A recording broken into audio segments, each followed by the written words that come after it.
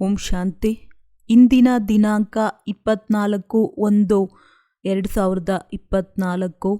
ಮಧುರ ಮಕ್ಕಳೇ, ಆತ್ಮಾಭಿಮಾನಿಯಾಗುವ ಅಭ್ಯಾಸ ಮಾಡಿ, ಆಗ ವಿಕಾರಿ ವಿಚಾರಗಳು ಸಮಾಪ್ತಿಯಾಗುವವು. ತಂದೆಯ ನೆನಪಿರುವುದು, ಆತ್ಮವು ಸತೋಪ್ರಧಾನವಾಗಿ ಬಿಡುವುದು. ಪ್ರಶ್ನೆ: ಮನುಷ್ಯರಿಗೆ ಪ್ರಪಂಚದಲ್ಲಿ ಯಾವ ಮಾರ್ಗವೂ ಸಂಪೂರ್ಣವಾಗಿ ತಿಳಿದಿಲ್ಲ. ಮನುಷ್ಯರಿಗೆ ತಂದೆಯನ್ನು ಮಿಲನ ಮಾಡುವ ಹಾಗೂ ಜೀವನ್ಮುಕ್ತಿಯನ್ನು ಪ್ರಾಪ್ತಿ ಮಾಡಿಕೊಳ್ಳುವ ಮಾರ್ಗದ ಬಗ್ಗೆ ಯಾರಿಗೂ ತಿಳಿದಿಲ್ಲ. ಕೇವಲ ಶಾಂತಿ ಶಾಂತಿ ಎಂದು ಹೇಳುತ್ತಿರುತ್ತಾರೆ, ಸಮ್ಮೇಳನಗಳನ್ನು ಮಾಡುತ್ತಿರುತ್ತಾರೆ. ಆದರೆ ವಿಶ್ವದಲ್ಲಿ ಶಾಂತಿ ಯಾವಾಗ ಇತ್ತು ಮತ್ತು ಹೇಗೆ ಸ್ಥಾಪನೆಯಾಗಿತ್ತೆಂದು ಗೊತ್ತಿಲ್ಲ. ನೀವು ಇದನ್ನು ಕೇಳಬಹುದು, ತಾವು ವಿಶ್ವದಲ್ಲಿ ಶಾಂತಿಯನ್ನು ನೋಡಿದ್ದೀರಾ? ಶಾಂತಿಯು ಹೇಗೆ ಸ್ಥಾಪನೆಯಾಗುತ್ತದೆ? ವಿಶ್ವದಲ್ಲಿ ಶಾಂತಿಯಂತೂ ತಂದೆಯ ಮೂಲಕವೇ ಸ್ಥಾಪನೆಯಾಗುತ್ತಿದೆ. ತಾವು ಬಂದು ತಿಳಿದುಕೊಳ್ಳಿ. ಓಂ ಶಾಂತಿ. ಆತ್ಮಿಕ ತಂದೆಯು ಕುಳಿತು ಆತ್ಮಿಕ ಮಕ್ಕಳಿಗೆ ತಿಳಿಸಿಕೊಡುತ್ತಿದ್ದಾರೆ. ಮೊಟ್ಟಮೊದಲು ನಾವೆಲ್ಲರೂ ಆತ್ಮರಾಗಿದ್ದೇವೆ. ನಾವಾತ್ಮರು ಸಹೋದರ ಆತ್ಮರನ್ನು ನೋಡುತ್ತೇವೆ ಎಂಬ ದೃಷ್ಟಿಯನ್ನು ಪಕ್ಕಾ ಮಾಡಿಕೊಳ್ಳಿ. ಹೇಗೆ ನಾನು ಮಕ್ಕಳನ್ನು ನೋಡುತ್ತೇನೆ ಎಂದು ತಂದೆಯು ಹೇಳುತ್ತಾರೆ. ಆತ್ಮವೇ ಶರೀರದ ಕರ್ಮೇಂದ್ರಿಯಗಳ ಮೂಲಕ ಕೇಳುತ್ತದೆ, ಮಾತನಾಡುತ್ತದೆ. ಆತ್ಮದ ಸಿಂಹಾಸನವು ಭ್ರುಕುಟಿಯಾಗಿದೆ. ಆದ್ದರಿಂದ ತಂದೆಯು ಆತ್ಮರನ್ನು ನೋಡುತ್ತಾರೆ. ಈ ಸಹೋದರ ಆತ್ಮನೂ ಸಹ ತನ್ನ ಸಹೋದರನನ್ನೇ ನೋಡುತ್ತಾರೆ. ಹಾಗೆಯೇ ತಾವೂ ಸಹ ಸಹೋದರರ ರೂಪದಲ್ಲಿ ನೋಡಬೇಕು. ಮೊದಲು ಈ ದೃಷ್ಟಿಯು ಪರಿಪಕ್ವವಾಗಬೇಕು. ನಂತರ ಕೆಟ್ಟ ವಿಚಾರಗಳು ಸಮಾಪ್ತಿಯಾಗಿ ಬಿಡುತ್ತವೆ. ಇದೇ ಅಭ್ಯಾಸವಾಗಿ ಬಿಡುವುದು. ಆತ್ಮವೇ ಕೇಳುತ್ತದೆ, ಆತ್ಮವೇ ನಟಿಸುತ್ತದೆ. ಈ ದೃಷ್ಟಿಯು ಪಕ್ಕಾ ಆದಾಗ ಮತ್ತೆಲ್ಲ ವಿಚಾರಗಳು ಸಮಾಪ್ತಿಯಾಗುತ್ತವೆ. ಇದು ನಂಬರ್ 1 ಸಬ್ಜೆಕ್ಟ್ ಆಗಿದೆ. ಇದರಲ್ಲಿ ದೈವಿ ಗುಣಗಳೂ ಸಹ ತಾನಾಗಿಯೇ ಧಾರಣೆಯಾಗುತ್ತಿರುತ್ತವೆ. ದೇಹದ ಅಭಿಮಾನದಲ್ಲಿ ಬರುವುದರಿಂದ ಕರ್ಮೇಂದ್ರಿಯಗಳು ಚಂಚಲವಾಗುತ್ತವೆ. ದೇಹಿ ಅಭಿಮಾನಿಯಾಗುವ ಬಹಳ ಅಭ್ಯಾಸ ಮಾಡಿದಾಗ ನಿಮ್ಮಲ್ಲಿ ಶಕ್ತಿಯು ಬರುತ್ತದೆ. ಸರ್ವಶಕ್ತಿವಂತ ತಂದೆಯ ಶಕ್ತಿಯಿಂದಲೇ ಆತ್ಮವು ಸತೋಪ್ರಧಾನವಾಗುತ್ತದೆ. ತಂದೆಯಂತೂ ಸತೋಪ್ರಧಾನರಾಗಿಯೇ ಇದ್ದಾರೆ. ಅಂದಾಗ ಮೊಟ್ಟಮೊದಲು ಈ ದೃಷ್ಟಿಯು ಪರಿಪಕ್ವವಾಗಲಿ. ಆಗ ನಾವು ಆತ್ಮ ಅಭಿಮಾನಿಗಳಾಗಿದ್ದೇವೆಂದು ತಿಳಿದುಕೊಳ್ಳಬಹುದು. ಆತ್ಮ ಅಭಿಮಾನಿ ದೇಹಾಭಿಮಾನಿಗಳಲ್ಲಿ ರಾತ್ರಿ ಹಗಲಿನ ಅಂತರವಿದೆ. ನಾವಾತ್ಮಗಳು ಈಗ ಹಿಂತಿರುಗಿ ಮನೆಗೆ ಹೋಗಬೇಕಾಗಿದೆ. ಆತ್ಮ ಅಭಿಮಾನಿಯಾಗುವುದರಿಂದಲೇ ನಾವು ಪವಿತ್ರ ಸತೋಪ್ರಧಾನರಾಗುತ್ತೇವೆ. ಈ ಅಭ್ಯಾಸ ಮಾಡುವುದರಿಂದ ವಿಕಾರಿ ವಿಚಾರಗಳು ಸಮಾಪ್ತಿಯಾಗುತ್ತವೆ.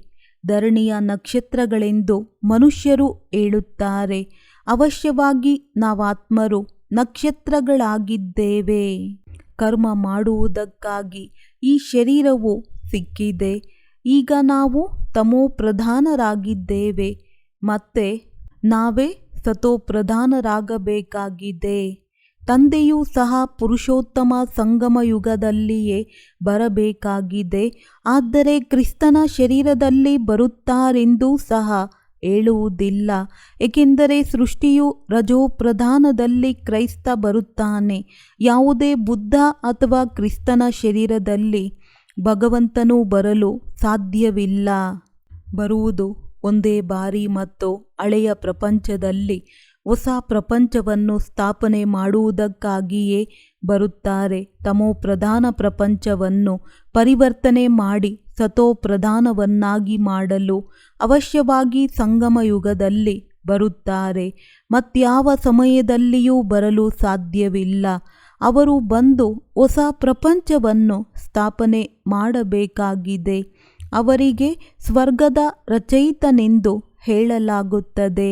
ಡ್ರಾಮಾ ಅನುಸಾರ ಸಂಗಮ ಯುಗದ ಹೆಸರು ಇದೆ. ಕೃಷ್ಣನಿಗೆ ತಂದೆ ಅಥವಾ ಪತಿತ ಪಾವನನೆಂದು ಹೇಳುವುದಿಲ್ಲ. ಕೃಷ್ಣನ ಮಹಿಮೆಯೇ ಭಿನ್ನವಾಗಿದೆ. ತಂದೆಯು ಯಾವಾಗಲೂ ತಿಳಿಸುತ್ತಿರುತ್ತಾರೆ. ಮೊಟ್ಟ ಮೊದಲು ಯಾರಿಗೆ ತಿಳಿಸುವಾಗ ಗುರಿ ಉದ್ದೇಶವನ್ನು ತಿಳಿಸಿ. ಭಾರತದಲ್ಲಿ ಲಕ್ಷ್ಮೀನಾರಾಯಣರ ರಾಜ್ಯವಿತ್ತು. ಆಗ ಒಂದು ಧರ್ಮ, ಒಂದು ರಾಜ್ಯವಿತ್ತು. ಆದಿ ಸನಾತನ ದೇವಿ ದೇವತಾ ಧರ್ಮವಿತ್ತು. ಒಂದೇ ಅದ್ವೈತ್ಯ ಧರ್ಮವಾಗಿತ್ತು. ಸ್ವರ್ಗವನ್ನು ಸ್ಥಾಪನೆ ಮಾಡುವುದು ಒಬ್ಬ ತಂದೆಯ ಕರ್ತವ್ಯವೇ ಆಗಿದೆ. ಅವರು ಹೇಗೆ ಸ್ಥಾಪಿಸುತ್ತಾರೆಂಬುದೂ ಸಹ ಸ್ಪಷ್ಟವಾಗಿದೆ. ಸಂಗಮದಲ್ಲಿಯೇ ತಂದೆ ಬಂದು ತಿಳಿಸುತ್ತಾರೆ, ಮಕ್ಕಳೇ, ದೇಹದ ಎಲ್ಲ ಧರ್ಮಗಳನ್ನು ಬಿಟ್ಟು ತಮ್ಮನ್ನು ತಾವು ಆತ್ಮನೆಂದು ತಿಳಿಯಿರಿ. ಲಕ್ಷ್ಮೀನಾರಾಯಣರ ಚಿತ್ರದ ಬಗ್ಗೆ ಸಂಪೂರ್ಣವಾಗಿ ತಿಳಿಸಬೇಕು. ಶಿವತಂದೆಯ ಚಿತ್ರವೂ ಇದೆ. ಶಿವತಂದೆಯ ಮಹಿಮೆಯ ಚಿತ್ರವೂ ಬಹಳ ಸುಂದರವಾಗಿ ಮಾಡಲ್ಪಟ್ಟಿದೆ. ಇದು ನರನಿಂದ ನಾರಾಯಣನಾಗುವ ಸತ್ಯ ಕಥೆಯಾಗಿದೆ. ಇದಕ್ಕೆ ರಾಧಾಕೃಷ್ಣನ ಕಥೆಯೆಂದು ಹೇಳುವುದಿಲ್ಲ, ಸತ್ಯನಾರಾಯಣನ ಕಥೆಯೆಂದೇ ಹೇಳುತ್ತಾರೆ. ತಂದೆಯು ನಿಮ್ಮನ್ನು ನರನಿಂದ ನಾರಾಯಣನನ್ನಾಗಿ ಮಾಡುತ್ತಾರೆ. ಮೊದಲು ಚಿಕ್ಕ ಮಗುವಾಗಿದ್ದಾಗ ಅದಕ್ಕೆ ನರನೆಂದು ಹೇಳಲಾಗುವುದಿಲ್ಲ. ನರ ನಾರಾಯಣ, ನಾರಿ ಲಕ್ಷ್ಮಿ ಎಂದು ಹೇಳಲಾಗುತ್ತದೆ. ಅಂದಾಗ ತಾವು ಮಕ್ಕಳು ಈ ಚಿತ್ರದ ಬಗ್ಗೆ ಚೆನ್ನಾಗಿ ತಿಳಿಸಬೇಕು.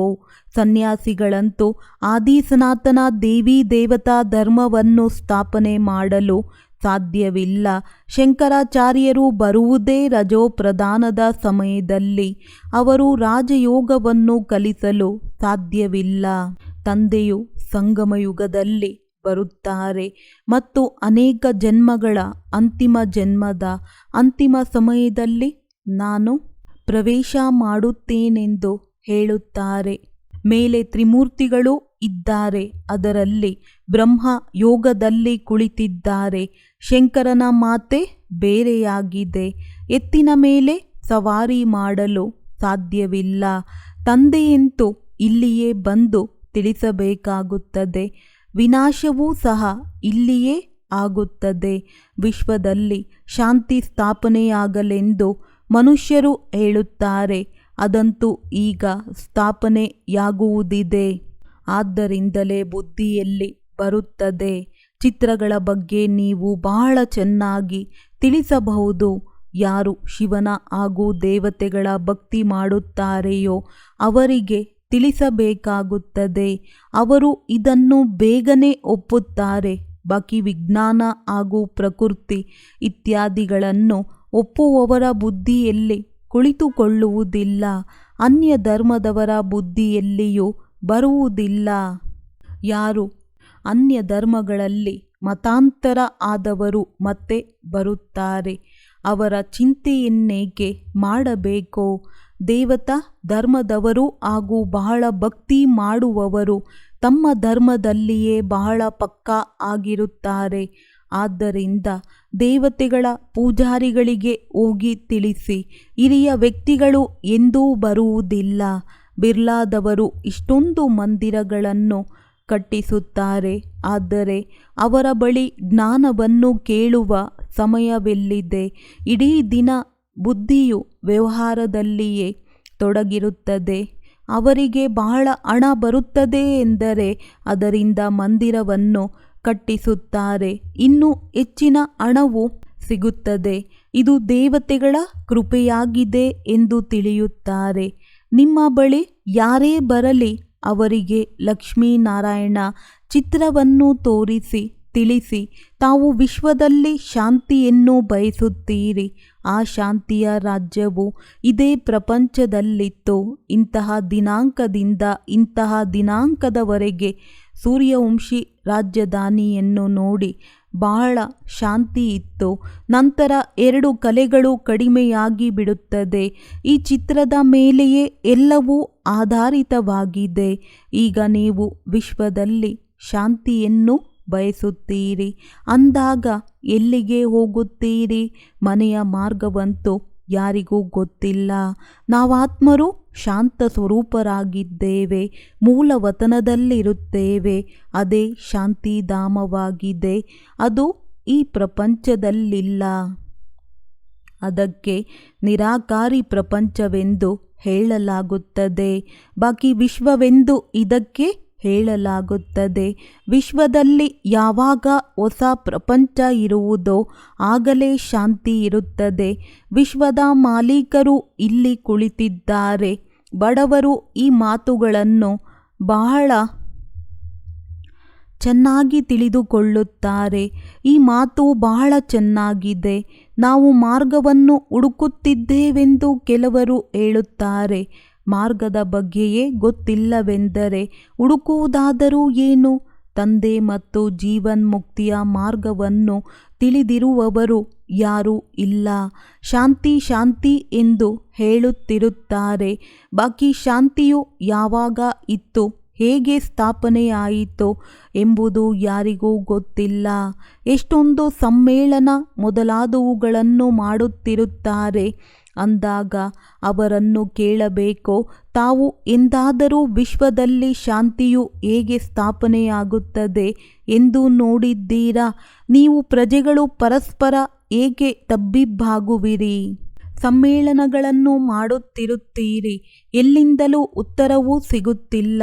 ವಿಶ್ವದಲ್ಲಿ ಶಾಂತಿಯಂತೂ ಈಗ ತಂದೆಯ ಮೂಲಕ ಸ್ಥಾಪನೆಯಾಗುತ್ತಾ ಇದೆ. ನೀವು ಹೇಳುತ್ತೀರಿ, ಕ್ರೈಸ್ತ ಬರುವುದಕ್ಕೆ 3000 ವರ್ಷಗಳ ಹಿಂದೆ ಸ್ವರ್ಗವಿತ್ತು, ಆಗ ಅಲ್ಲಿಯೇ ಶಾಂತಿ ಇತ್ತು. ಒಂದು ವೇಳೆ ಅಲ್ಲಿಯೂ ಅಶಾಂತಿ ಇದ್ದಿದ್ದರೆ ಶಾಂತಿಯು ಇನ್ನೆಲ್ಲಿಂದ ಸಿಗುತ್ತದೆ?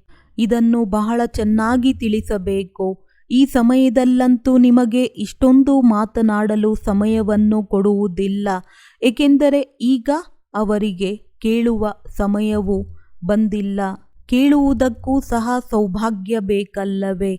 ನೀವು ಪದಮಾಪದಂ ಭಾಗ್ಯಶಾಲಿ ಮಕ್ಕಳು. ತಂದೆಯಿಂದ ಕೇಳುವ ಅಧಿಕಾರಿಗಳಾಗಿದ್ದೀರಿ. ತಂದೆಯ ವಿನಃ ಮತ್ಯಾರೂ ತಿಳಿಸಲು ಸಾಧ್ಯವಿಲ್ಲ. ತಂದೆಯು ತಾವು ಮಕ್ಕಳಿಗೆ ತಿಳಿಸುತ್ತಾರೆ. ಇದು ರಾವಣ ರಾಜ್ಯವಾಗಿದೆ. ಅಂದಾಗ ಇಲ್ಲಿ ಶಾಂತಿ ಇರಲು ಹೇಗೆ ಸಾಧ್ಯ? ರಾವಣ ರಾಜ್ಯದಲ್ಲಿ ಎಲ್ಲರೂ ಪತಿತರಾಗಿದ್ದಾರೆ. ನಮ್ಮನ್ನು ಪಾವನ ಮಾಡಿ ಎಂದು ಕರೆಯುತ್ತಾರೆ. ಪಾವನ ಪ್ರಪಂಚವಂತೂ ಈ ಲಕ್ಷ್ಮೀನಾರಾಯಣರದ್ದಾಗಿತ್ತು.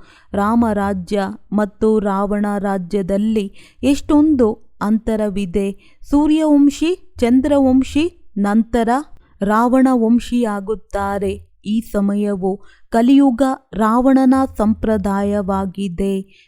ದೊಡ್ಡವರೂ ಸಹ ಒಬ್ಬರು ಇನ್ನೊಬ್ಬರ ಮೇಲೆ ಬಹಳ ಕ್ರೋಧ ಮಾಡುತ್ತಲೇ ಇರುತ್ತಾರೆ. ನಾನು ಇಂಥವನಾಗಿದ್ದೇನೆ ಎನ್ನುವ ಬಹಳ ಅಹಂಕಾರವಿರುತ್ತದೆ.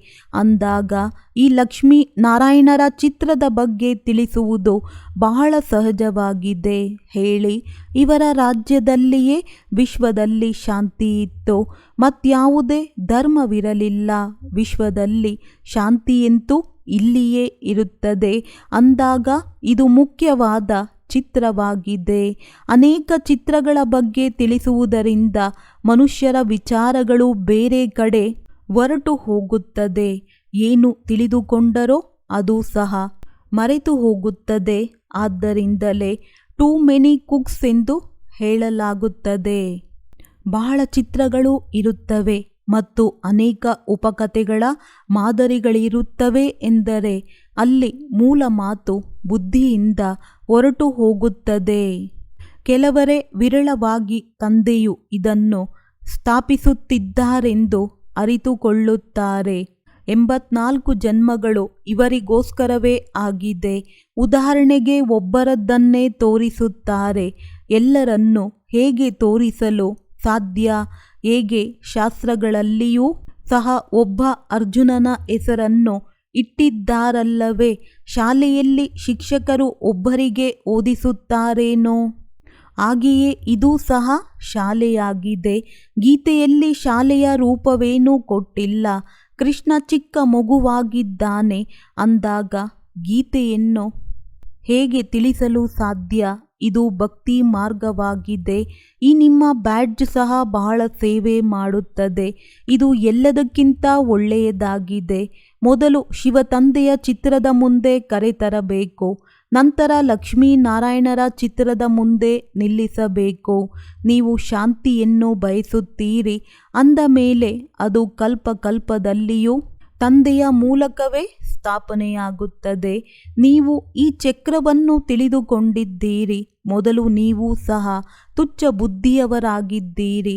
ಈಗ ತಂದೆಯು ಸ್ವಚ್ಛ ಬುದ್ಧಿಯವರನ್ನಾಗಿ ಮಾಡುತ್ತಾರೆ. ಇದನ್ನು ಬರೆಯಬೇಕು. ಪರಂಪಿತ ಪರಮಾತ್ಮನ ವಿನಃ ಯಾರದೇ ಸದ್ಗತಿಯನ್ನು ಮಾಡಲು ಸಾಧ್ಯವಿಲ್ಲ. ವಿಶ್ವದಲ್ಲಿ ಶಾಂತಿಯನ್ನು ಸ್ಥಾಪಿಸಲು ಸಾಧ್ಯವಿಲ್ಲ. ತಂದೆಯೇ ಇವೆಲ್ಲವನ್ನು ಮಾಡುತ್ತಿದ್ದಾರೆ. ಎಲ್ಲರೂ ಅವರನ್ನೇ ನೆನಪು ಮಾಡುತ್ತಾರೆ. ಮುಖ್ಯ ಚಿತ್ರಗಳು ಇವೆರಡಾಗಿವೆ. ಎಲ್ಲಿಯವರೆಗೆ ಈ ಚಿತ್ರಗಳ ಬಗ್ಗೆ ಪೂರ್ಣ ಅರಿತುಕೊಳ್ಳುವುದಿಲ್ಲವೋ ಅಲ್ಲಿಯವರೆಗೆ ಈ ಚಿತ್ರಗಳನ್ನು ಬಿಟ್ಟು ಅಲುಗಾಡಬಾರದು. ಇದನ್ನು ಅರಿತುಕೊಳ್ಳದಿದ್ದರೆ ಮತ್ತೇನು ಅರಿತುಕೊಂಡಿಲ್ಲವೆಂದರ್ಥ. ಸಮಯವು ವ್ಯರ್ಥವಾಗಿ ಬಿಡುತ್ತದೆ.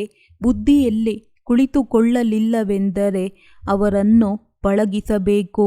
ಇದರಲ್ಲಿ ತಿಳಿಸಿಕೊಡುವವರು ಬಹಳ ಒಳ್ಳೆಯವರು ಬೇಕು. ಒಂದು ವೇಳೆ ಮಾತೆಯರಿದ್ದರೂ ಒಳ್ಳೆಯದೇ ಆಗಿದೆ. ಇದರಲ್ಲಿ ಯಾರೂ ಬೇಜಾರಾಗುವುದಿಲ್ಲ. ಇದಂತೂ ಎಲ್ಲರಿಗೂ ಗೊತ್ತಿದೆ. ಆದರೆ ಯಾರ್ಯಾರು ತಿಳಿಸುವುದರಲ್ಲಿ ತೀಕ್ಷ್ಣವಾಗಿದ್ದಾರೆ. ಮೋಹಿನಿ, ಮನೋಹರ್, ಗೀತಾ ಇವರು ಬಹಳ ಒಳ್ಳೊಳ್ಳೆಯ ಮಕ್ಕಳಾಗಿದ್ದಾರೆ ಅಂದಾಗ ಮೊದಲು ಲಕ್ಷ್ಮೀ ನಾರಾಯಣರ ಚಿತ್ರದ ಬಗ್ಗೆ ಪಕ್ಕಾ ಮಾಡಿಸಬೇಕು. ತಿಳಿಸಿ, ಈ ಮಾತುಗಳನ್ನು ಚೆನ್ನಾಗಿ ತಿಳಿದುಕೊಳ್ಳಿ. ಆಗ ತಾವು ಶಾಂತಿಯ ಪ್ರಪಂಚದಲ್ಲಿ ಹೋಗಬಲ್ಲಿರಿ. ಮುಕ್ತಿ, ಜೀವನ್ಮುಕ್ತಿ ಎರಡೂ ಸಿಕ್ಕಿಬಿಡುವುದು. ಮುಕ್ತಿಯಲ್ಲಂತೂ ಎಲ್ಲರೂ ಹೋಗುತ್ತಾರೆ. ನಂತರ ನಂಬರ್ ವಾರಾಗಿ ಪಾತ್ರವನ್ನಭಿನಯಿಸಲು ಬರುತ್ತಾರೆ.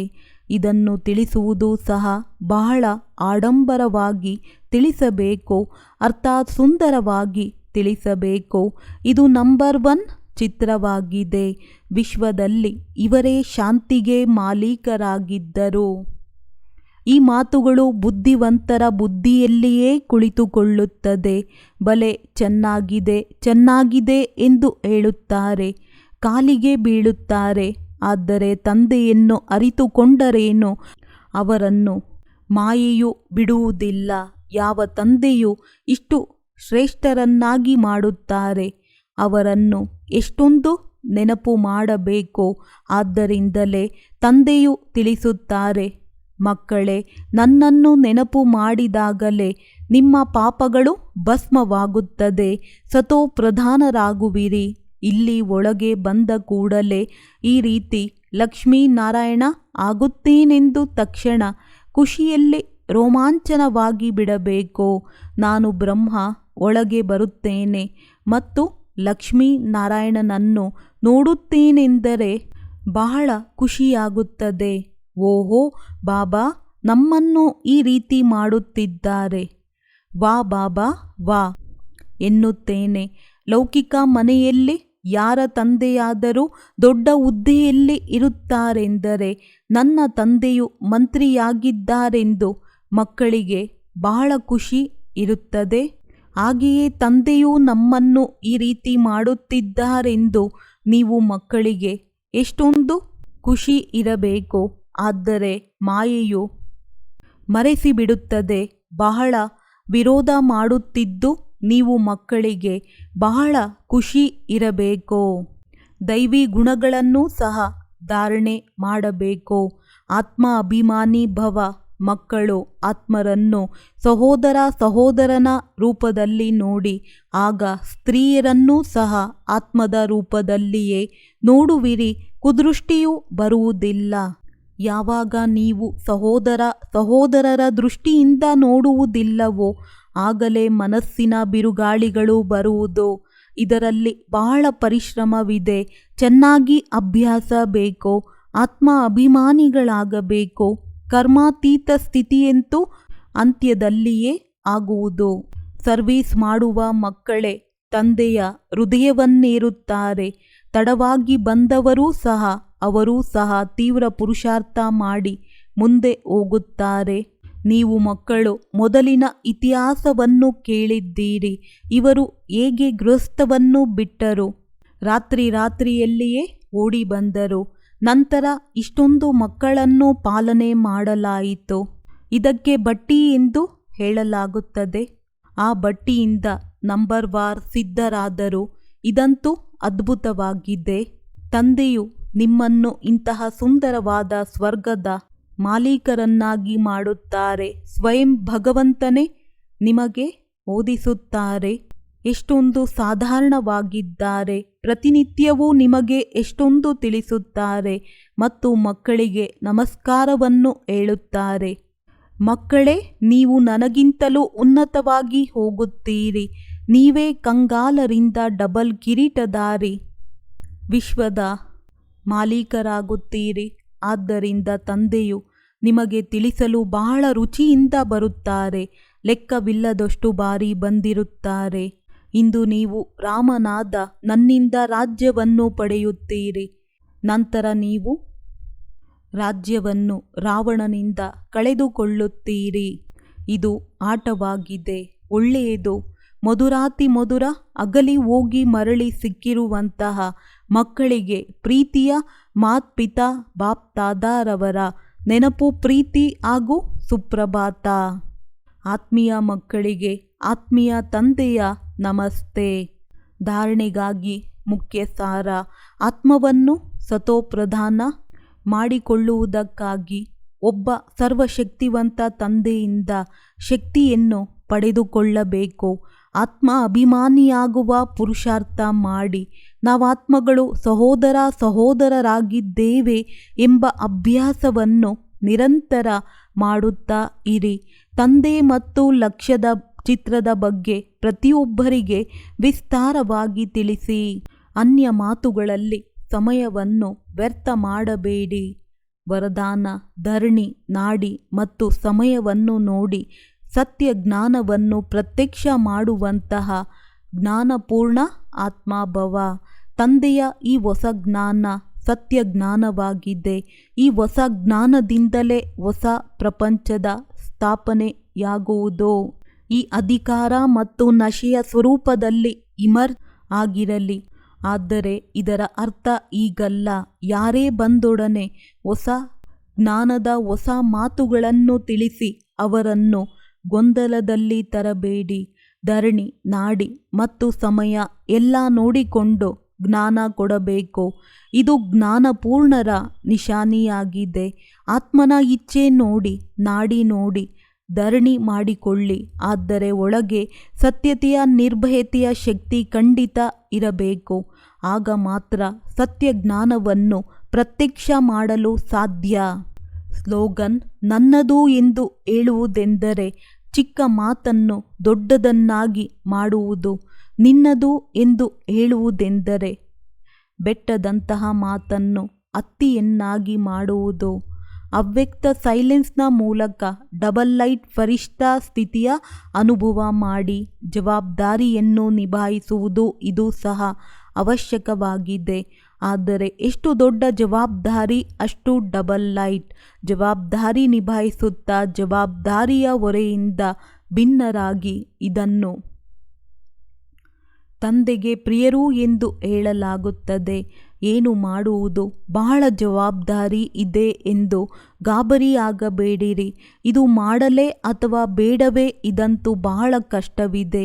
ಇದು ಅನುಭವ ಅರ್ಥಾತ್ ಹೊರೆ ಇದೆ. ಡಬಲ್ ಲೈಟ್ ಅರ್ಥಾತ್ ಇದರಿಂದಲೂ ಭಿನ್ನ. ಯಾವುದೇ ಜವಾಬ್ದಾರಿಯ ಕರ್ಮದ ಏರುಪೇರಿನ ಹೊರೆ ಇರುವುದಿಲ್ಲ. ಒಳ್ಳೆಯದು. ಓಂ ಶಾಂತಿ.